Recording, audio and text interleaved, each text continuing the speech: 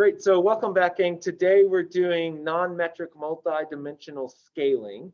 This is a multivariate statistical approach where we're thinking usually about community data, but it's also used for morphometric data as long as you have a matrix. Oh, and then we learned that sometimes like smell data or chemicals detected in the environment can be used in NMDS. As long as your data matrix has data that are measured on the same scale, you can use a non-metric multidimensional scaling. And we're thinking here about how to show high dimensional data in a small number of dimensions, okay? And this is a indirect form of ordination. So we're thinking about just a single matrix when we're first fitting the NMDS, okay? So today we're using the packages vegan, ggplot2, that's the grammar of the graphics plotting package. Then there's the grammar of graphics vegan add-on package that does some auto plots. And then there's, we're introducing ggpubr. And this is another package that uses output from vegan in the ggplot framework to create really nice publication-worthy outputs, okay? Vegan, ggplot2, and ggpubr are all available on the CRAN. ggvegan you have to download from GitHub, and in the previous video on PCA that I'm going to post, there's instructions for how to do that, okay? So for the beginning of today, though, we've loaded these libraries we've loaded these packages that we installed in the past, okay? And then with vegan, there is a data set called might. And so you can do data open close might and run that, and you should get an object in your environment of 70 observations of 35 variables. And each of these rows represents an observational unit or a location of sampling.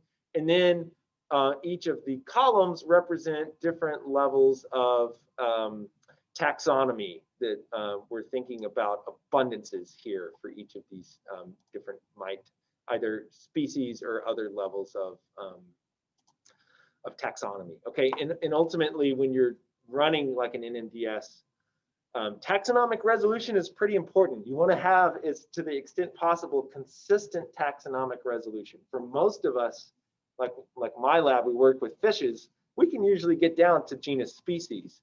But sometimes, like for invertebrates, for example, family may be the best that you're able to do.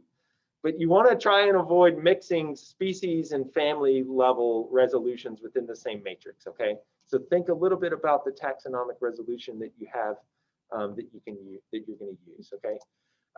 And then data and for my.environment is another data set, those same locations, but there's environmental data. And notice that I loaded those using two different methodologies, one without quotes and one with quotes. That's just an illustration of you can do it in both, okay? You can do it both ways. So if we click on my.envi, for each of those 70 observations, we've got substrate density, water content, substrate. We're going to focus on shrub levels. This is categorical. I think it's few, many, and absent is the last one, or none. And then there's some topographical information, okay? So we have two matrices. We could do a constrained ordination on this, where we ask how much of the variation in the might community data can we explain with the environmental data. That would be direct or constrained ordination. But we're going to focus on NMDS unconstrained ordination today, okay? But we're going to code or color the points within those communities by the shrub levels, okay? Just to illustrate how we can test for differences in community composition among groups, okay? So there's just a little bit of background on the data, and that comes with the with the vegan package when you load the package. Those data should be available to everyone watching this video. So the first thing we're going to do is we're going to use this function from vegan decostand to standardize or transform the might abundance data, okay? So we're creating a new object called might.hel. We're doing the left arrow, which is written as, and then, or equal to. We're using the function decostand, and then the arguments within that, you really only have to give it two arguments. First is our community matrix that we called might, or that we loaded as might, and then we tell it the method of transformation. And we're going to use Hellinger transformation here. If you've got questions about the different transformations that are possible, Remember, you can do question mark, deco stand, and then in the internal help window, there'll be a large number of different transformations that you can do. Hellinger transformation is useful for abundance data when you may have a few really abundant species, a few really abundant species and then many rare species. What it'll do is transform those abundances so that the really common species and the really rare species have less of an influence on the ordination. You can do presence absence transformation where you change it to the abundances to zeros and ones. Sometimes if you're not convinced that the abundances are true measures of abundance, you might want to transform your data to presence absence data. And this deco stand is a really great function to do that automatically for you, okay? So we're gonna run that and we get a new object in our environment called mite.hel. It's still the same dimensions as the original mite data, but now it's, if we click on it, now notice it's transformed abundance data, okay? I'm gonna close that. And then we're going to run the NMDS, and it's, you know, as we talked about with PCA, most of your time is devoted into building the data and getting it ready to analyze. The analysis goes pretty quickly, and then plotting on the backside consumes a lot of your time. But here we're using this function meta MDS from the vegan package, and we're just giving it 2 arguments. We're doing mite.hel, that's the community data that we just transformed. And then there's an auto transform function that's the default is set equal to true.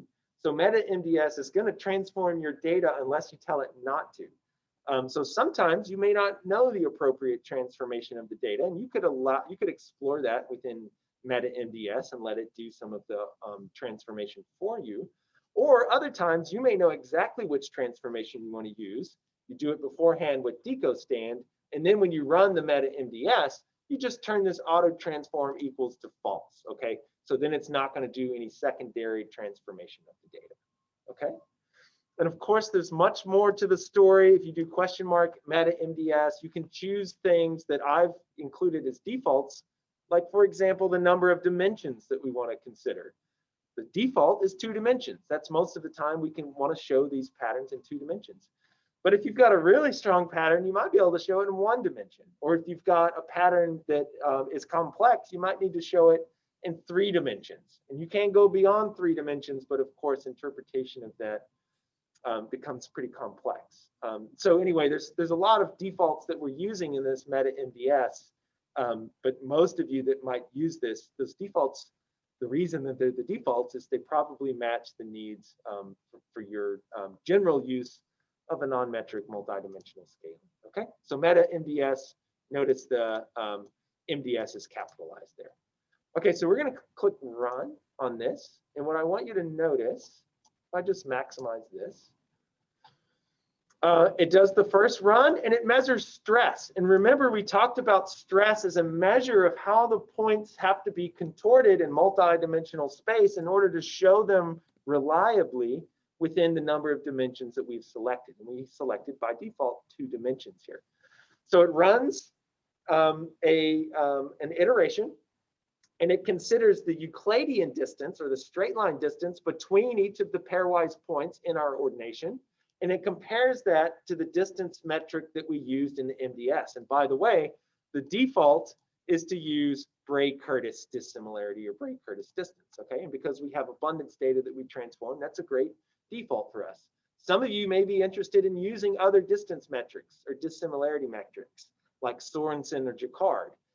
In that case, you would want to maybe use method presence absence in your transformation.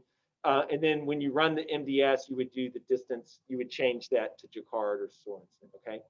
But what it's doing is it's considering in the ordination plot that's created, the Euclidean or straight line distance, then it's regressing that against the, in our case, Bray-Curtis distance between each of those pairwise comparisons. And then it's considering how well do those match. And if they match really well, the stress value is low. If they don't match very well, the stress value is high, okay? And remember, there's a kind of rule of thumb that if you're less than 0.2, you're in the realm of a stress value that would indicate a reasonable approximation of the patterns in the data, okay? And what the meta NDS is doing is it's going through multiple iterations. It moves those points just slightly so that the Euclidean distance is more reflective of the, in our case, Bray-Curtis distance. And what it's trying to do is minimize stress, okay? So it goes until it finds a best solution. It holds on to that, and then it keeps going. And one of the defaults in meta NDS is that we're going to do 20 runs. Sometimes if you're having a hard time finding a solution, you might need to do more runs. So max try, you can increase that from the standard default of 20 to a larger number if it's having a hard time finding a best solution, okay? But ours, it says solution reached at run 20. Where our stress value, notice, is hovering around 0.13. So this is less than 0.2. I think that's a reliable demonstration of the data or illustration of the data in 2 dimensions. So we can retain that.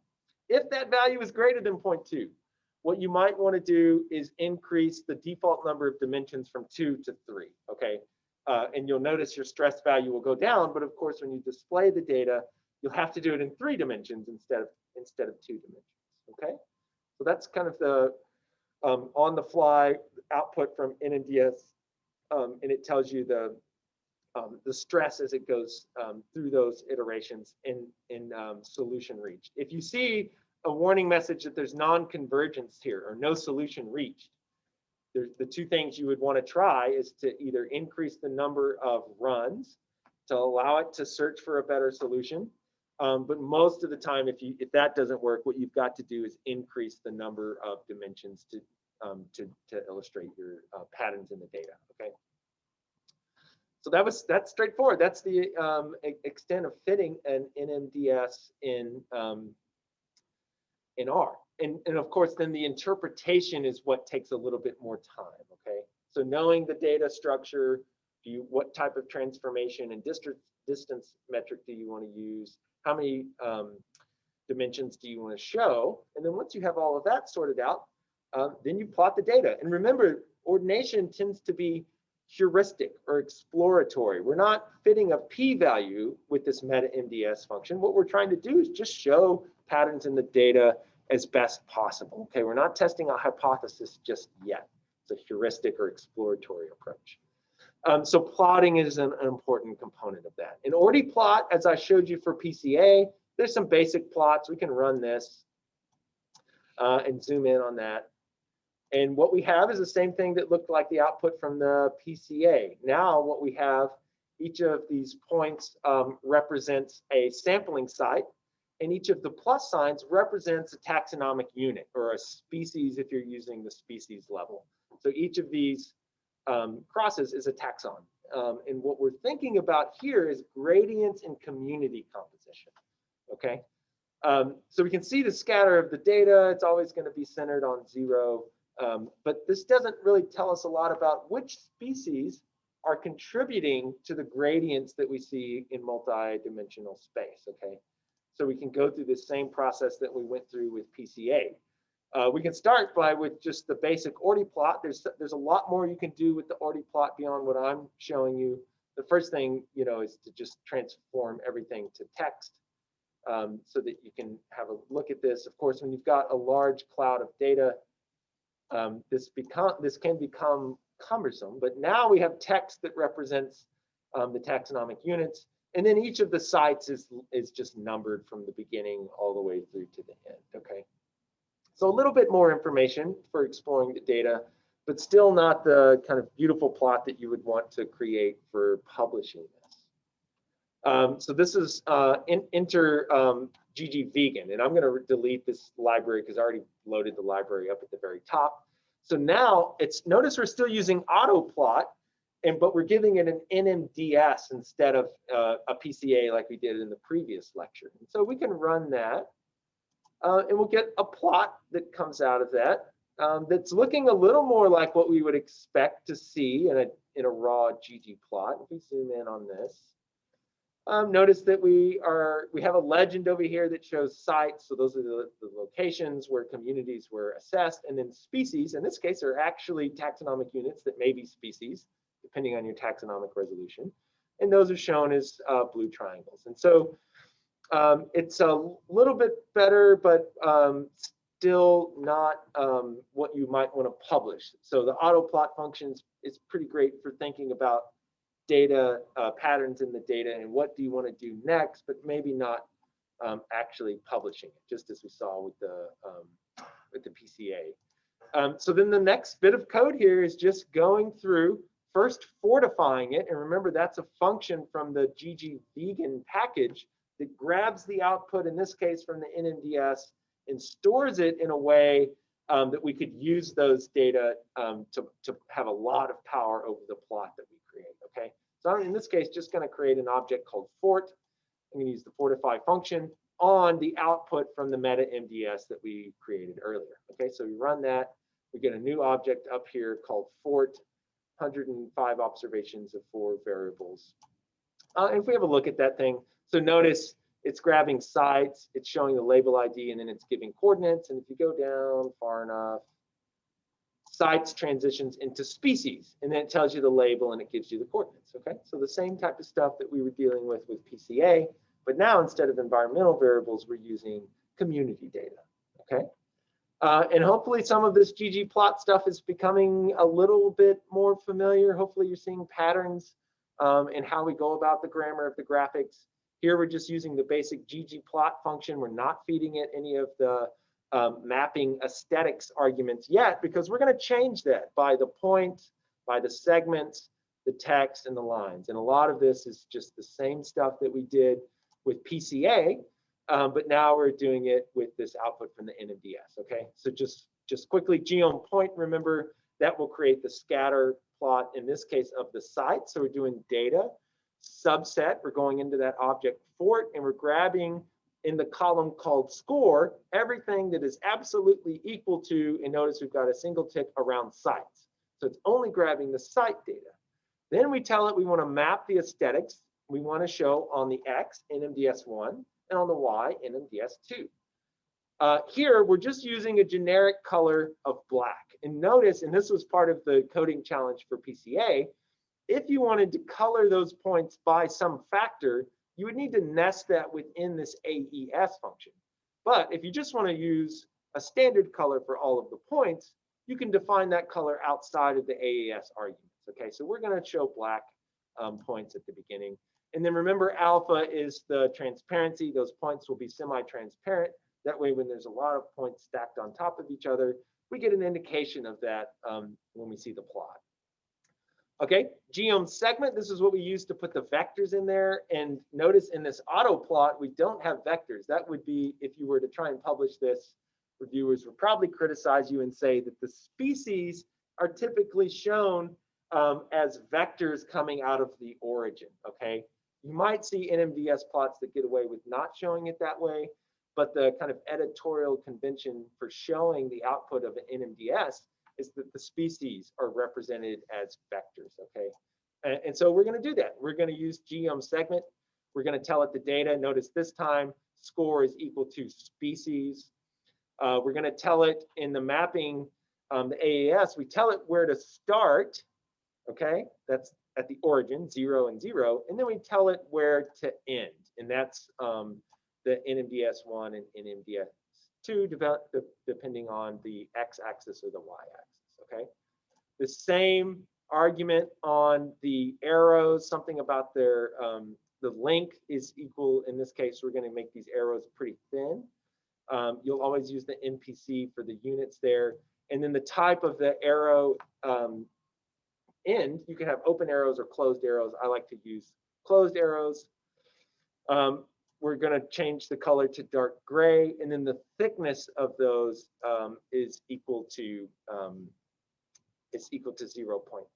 Okay, and so we're just layering on additional arguments to make this plot. Okay, geom text here, we're doing the same thing. We're doing subset score is equal to species, but because we're doing text instead of a segment, what it's going to do, instead of drawing an arrow, it's going to put text there that represents the name of the label, okay? And from the fort, we're going to grab the column that's called label, okay?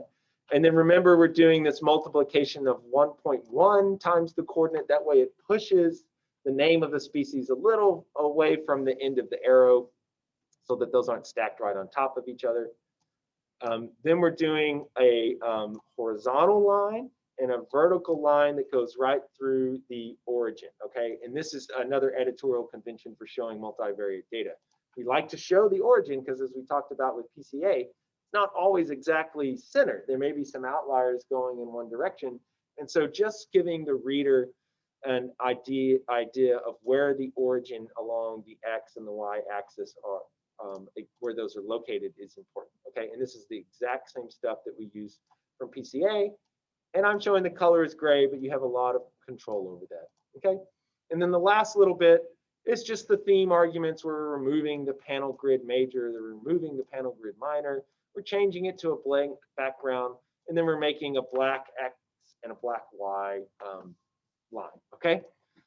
So hopefully some of that stuff is starting to become familiar. You don't have to hack this out each time. You can copy and paste this stuff, but this is like the ultimate level of control over the plot that you're creating, okay? You could use defaults and not have to do some of this stuff, but if you want control over all of that within ggplot, that's kind of the level of detail you gotta run. So if we go back up and just hit run on that, all of that coding creates this very nice output. We zoom in on this.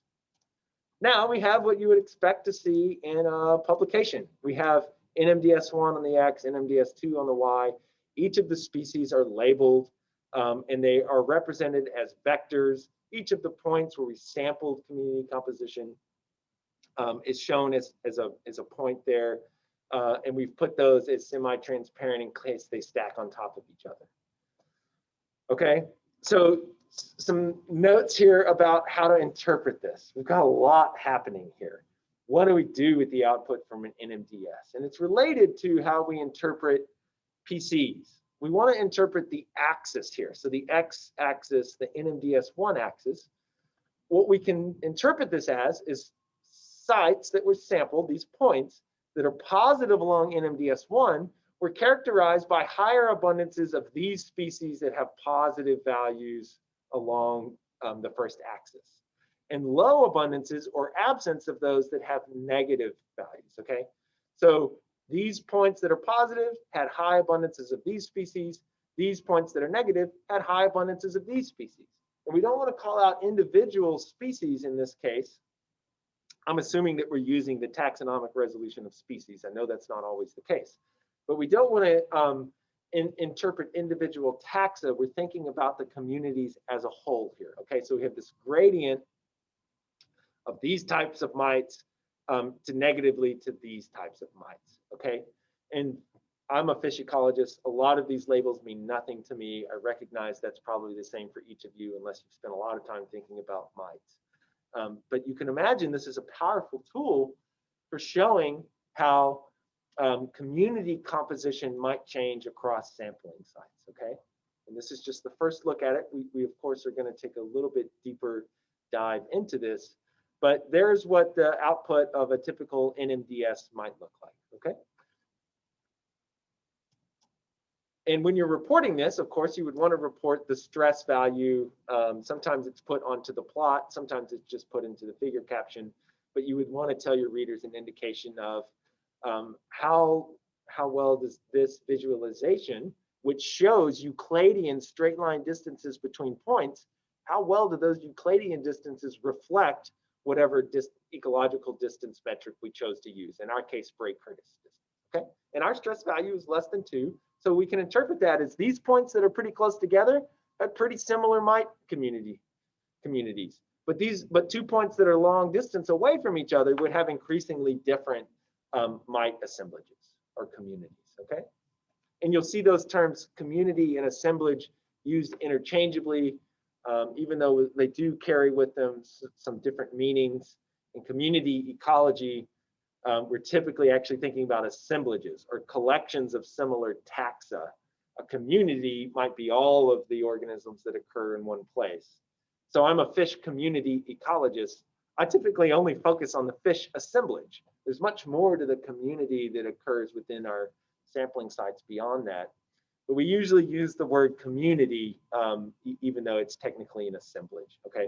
For the community ecologists in the class, that's meaningful. For others that aren't interested in community ecology, or probably don't need to know that level of detail. Okay, so there's our first plot, but there's more information that we might want to get out of this. Or because there's a lot going on in this plot, sometimes what you'll see is an NMDS plot that has the sites in multivariate space, and then on the next panel, the species. Because if you'll notice, the gray arrows might be covering up some points here. And if you wanted the points to be on top of the arrows, all you got to do is when you're creating your ggplot output, add the vectors, then add the points after that. And remember, it layers them as we add the arguments, okay?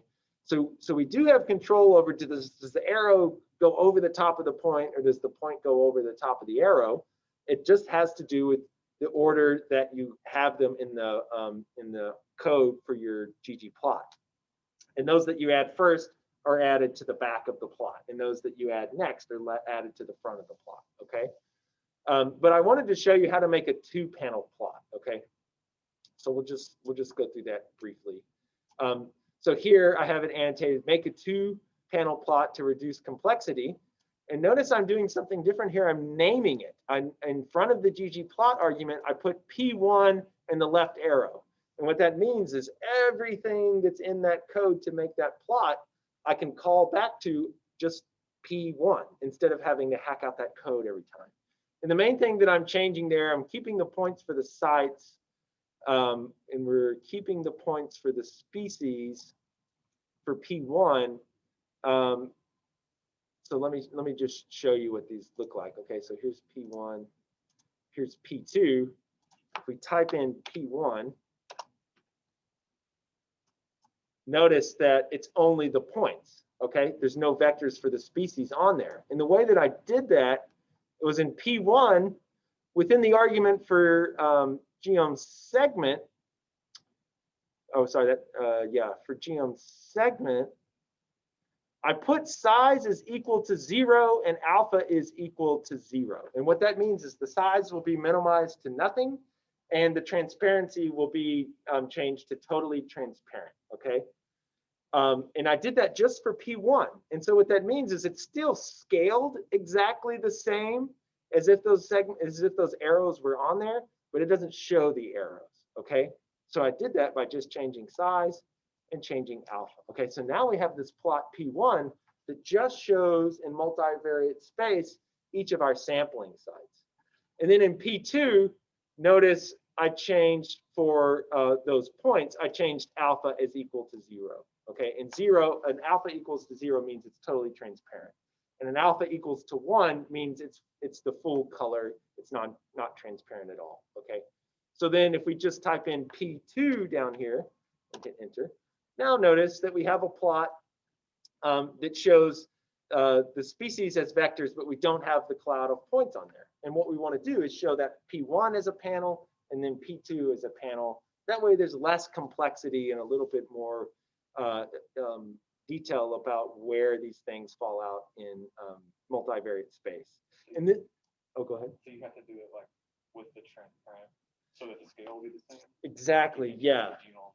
Yep, yeah. So Jake just was asking, why do we even include the vectors in there if we're not plotting them? And the answer, as you arrived at, is to make sure that the scaling is exactly the same between the two. Because as you might imagine, if you cut out these vectors and you have just the points, it's going to ggplot will automatically rescale your axes to focus on the data, because we basically want to focus on the data. But if you have a multi-panel plot, it's always good to maintain the same scaling between the two. And by changing that alpha equals to 0, just making it transparent within one of those panels, we keep the exact same scaling. Yeah, very good, Jay. Okay, so then enter this package ggpubr. I'm going to delete this library because I already loaded it. There is a function called ggarrange. And notice we've got P1, the thing that I named the first plot. We've got P2, the thing that I called the second plot. And then in call, which is the number of columns, is equal to 1. And so what I'm telling it is I want P1 to be at the top and P2 to be at the bottom. And so when we run this in ggrange, we now get this very nice two-panel plot where it shows the sites and then below that it shows the species. And if you're interested in illustrating both of those or interpreting both of those pieces of information, it can be nice to have two plots without so much going on within a single plot. Of course, if you have a small number of sites, this may not be necessary. Okay, everyone doing all right? So ggrange is part of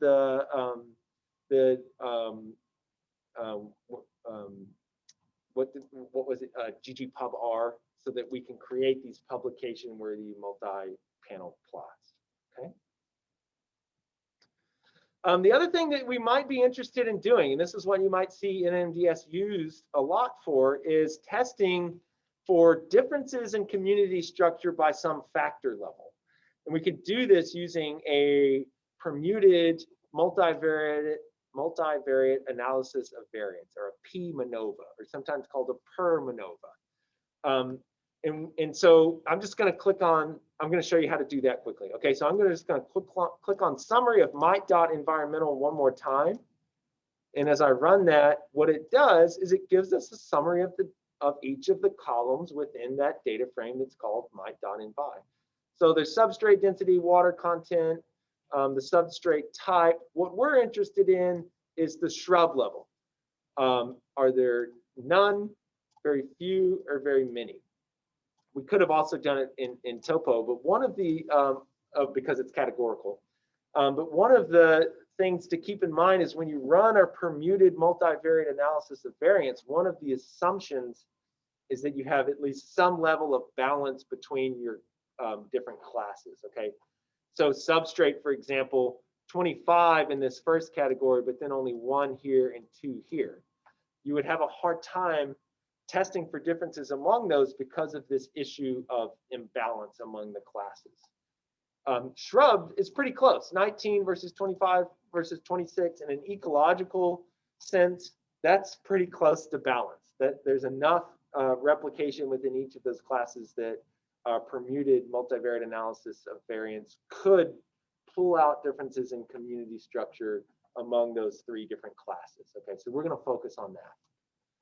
And it's interpretable for those of us that don't really know everything that was happening with the mite data here. And by the way, you know, you can read about the metadata here by just doing $mite.envi, and inside the package vegan, there's information about these data sets that come loaded, okay? Including a reference to the original paper where all of this was published, okay? For the purposes of this demonstration, though, we'll forgo that level of detail. Okay, so then the function to do this is just called Adonis. And this is a function that comes out of the vegan package. And the way to do this is you just tell it your response data. In this case, I'm just doing it on the raw mite data, but you could do mite.hel there if you wanted to do it on the transform data. And then as a function of, or the tilde, and then in this case, shrub. And then we just need to tell it where that shrub information comes from. And that's where it's data equals mite.environment, okay? So what Adonis will do, it will grab this community matrix, it will go to the data.environment and find the shrub column, and it will test for differences in community composition. In this case, the abundances of multiple taxa, that's the multivariate analysis part. And it will look for differences in the abundance of all of those different species within each of the shrub classifications, okay? So the output is similar to an analysis of variance, an ANOVA. Remember there, we're thinking about group means. We're comparing group means. It's going to give an output of a test of group means for species abundances within each of those classes, okay? So we're going to run this Adonis, and we get an output, okay? So the call is just a recall of what we ran. The number of default permutations that it runs is 999, basically 1,000. If you're right on the kind of border of significance, running a higher number of permutations might give you a more stable output. Every time you run this, it's going to give you a slightly different output.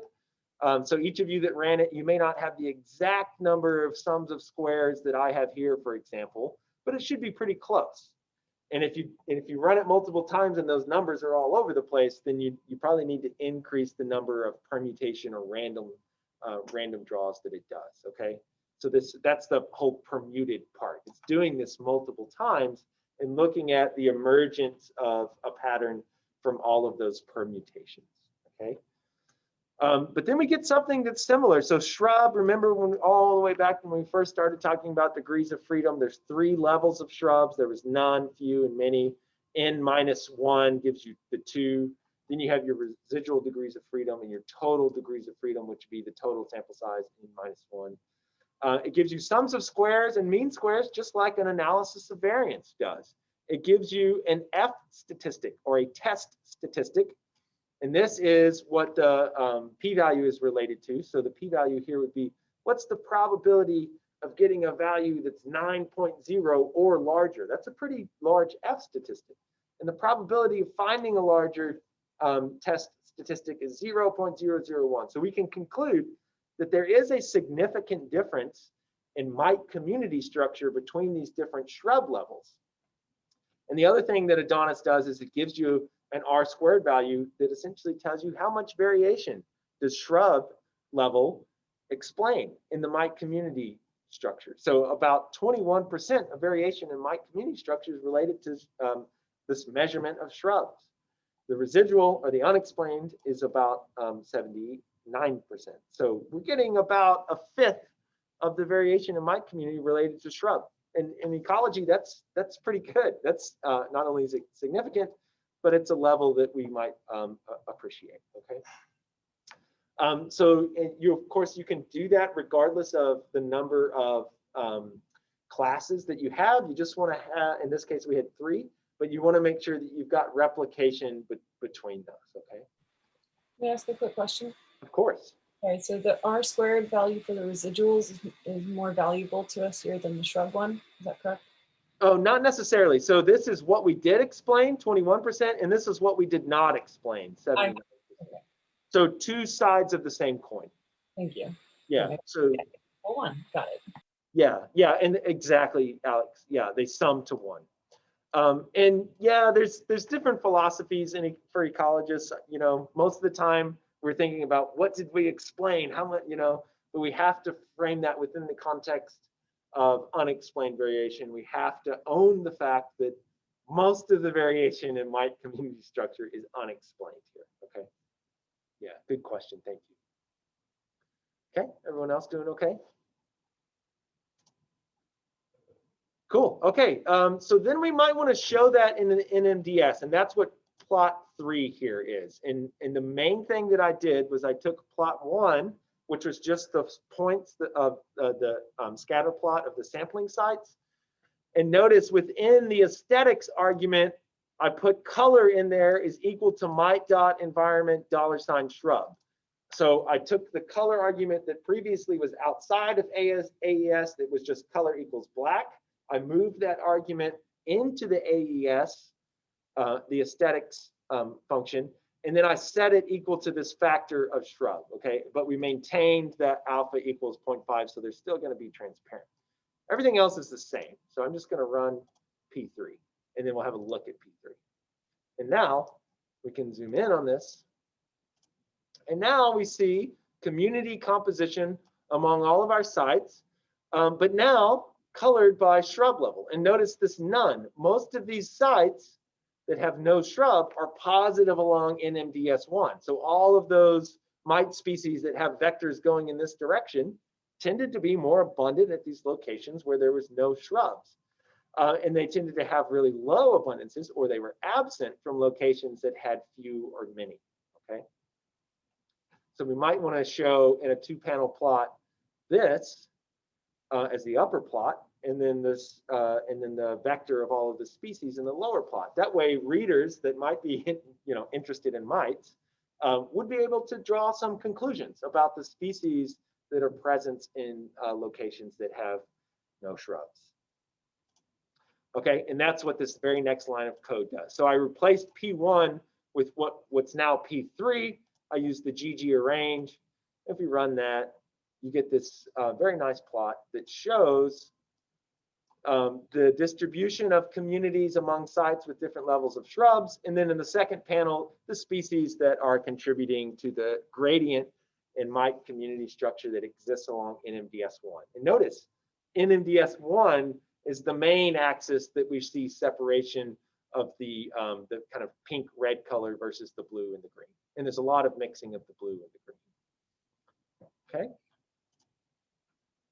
The last little thing that I'll show you then in this tutorial then is how you would export that. So for most of you that are publishing your stuff, I mean, there's an expectation, I think, at the grad level that you publish your findings. Certainly for those that are on the thesis track, I think your advisor, I certainly have that expectation for my grad students that are in this class. So you need to write that out in a format that you could submit to a journal. And some journals are very particular. They want JPEGs or they want TIFF files. There are functions in R, in this case, the JPEG function, that will write this object that we're going to create, this multi-panel figure, to an assigned file. So I'm going to tell it, I want to create a file, a JPEG, that's mite_nmds.jpg. And notice the extension there is the 3-letter extension, but the function uses 4 levels. That sometimes creates some confusion. But basically, you tell it what you want the file output to be. And you have a lot of control over the width and the height. And this is important when you're submitting this to a journal. Sometimes they tell you a single column figure is no more than 150 millimeters wide. That might be a whole page. It depends on the journal. But you can determine the height and the width. You can tell it the units. And then importantly, you can tell it the resolution. So sometimes journals will not take a figure that's less than 300 DPI. Or maybe they want 600 DPI for color figures. So you can actually tell R the level of resolution that you want using the RES argument within this JPEG function. And what this does is it creates a plotting device, this JPEG. So you run this line of code. Then the very next line of code needs to be the plot that you want to use to create that JPEG. And then the last little bit there, dev.off is just turning off that device, okay? So it's opening up JPEG, it's putting a plot in there, and then it's closing off JPEG, okay? And so if we run those 3 lines of code, notice it didn't do anything. What it's doing is it's writing that to our working directory. And so if you don't know where that's going, you can just type in getwd to get your working directory, hit enter, and that file, mite_nmds.jpg, now exists within, on the C drive of this computer, users, jperkin, downloads, okay? And if you want to go to a different location, remember you can do the set WD, set working directory, and you can determine where you want to write the output of that function, which is to say, where do you want it to put that JPEG file that you just created, okay? So there's the process for fitting an NMDS, a lot of detail about how to create the plot, and in a heuristic approach or an exploratory approach, plotting is pretty important, and then how to write that output to a file with really high resolution that you could then submit to a journal, okay? Then I've just got a coding challenge. So I showed you the mite data. There's another data set called Dune. And then you can go in and grab dune.environmental and think about levels of land use. And I'm basically challenging you to create an output that looks a lot like this figure that we created, but instead thinking about community composition within a dune sagebrush community from the Dune data, okay? So I'll turn off the recording there.